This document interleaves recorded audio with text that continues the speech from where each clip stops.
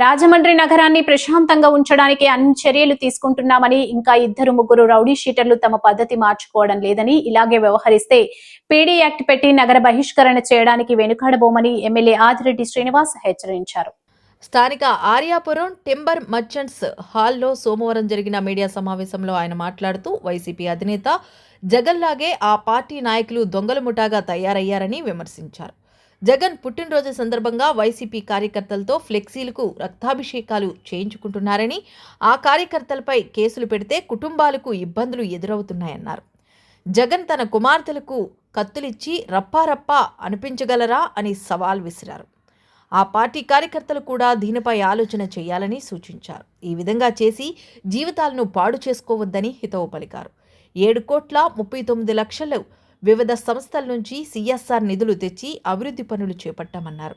కూటమి నాయకులు వై శ్రీను, మజ్జి రాంబాబు, రెడ్డి మణి, కొయ్యల రమణ, కాశీ నవీన్, నక్కా చిట్టుబాబు, వర్రే శ్రీనివాస్, దినేష్ కుమార్, కోసూరి చండీప్రియ, కప్పల వెలుగు కుమారి, దాస్యం ప్రసాద్, మల్లా వెంకట్రాజు తదితరులు పాల్గొన్నారు. లక్షలు అతి దగ్గరలో 10th క్లాస్ పిల్లలకి రూములు కట్టించుకునే కార్యక్రమాన్ని శ్రీకారం తీసుకోబోతా ఉన్నాయి. ఇవన్నీ కూడా శాంక్షన్ అయినాయి. మండపం 35 లక్షలతో ఇప్పుడు పనులు అవుతా ఉన్నాయి.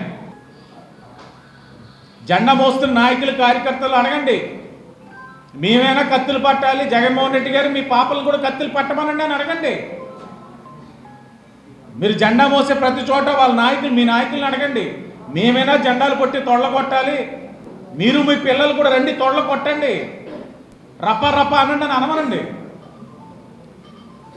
ఓ పక్కన మీరు ఇలాగ ఇంత విధ్వంసం చేస్తున్న తెలుగుదేశం, బీజేపీ, జనసేన నాయకులేమో మా నాయకులు, అధినాయకులు చంద్రబాబు నాయుడు గారు, లోకేష్ గారు, పవన్ కళ్యాణ్ గారు, ఓ పక్క నుంచి నరేంద్ర మోడీ గారు, ఇక్కడ ఉన్న మాధవ్ గారు, క్రమశిక్షణ ముఖ్యం, రాష్ట్రం ముఖ్యం, ప్రజాస్వామ్యంలో నాయకులు చాలా గౌరవపరంగా ప్రవర్తించాలి, వాళ్ళు చేశారు కదా అని మనం చేయకూడదని మాకు మంచి మాటలు చెప్తా ఉన్నారు. మా విధానమేమో ఎలా ఉంది, వైసీపీ విధానమేమో రప్పరప్పలా ఉంది. ప్రజలు ఆలోచించుకోవాలి. అలాగే వైసీపీ జెండా మోస్తున్న కార్యకర్తలు ఆలోచించుకోవాలి ఏంటి విధానం అన్నది. కొంతమంది ఇంకా అత్యుత్సాహం ప్రదర్శిస్తూ ఉన్నారు. ఇక్కడ కూడా సిటీలో ప్రదర్శిస్తున్న వాళ్ళందరినీ కూడా నియంత్రిస్తూ ఉన్నాం. చట్టపరంగా ఎవరైనా తప్పులు చేస్తే ఎవరిని ఉపేక్షించట్లేదు.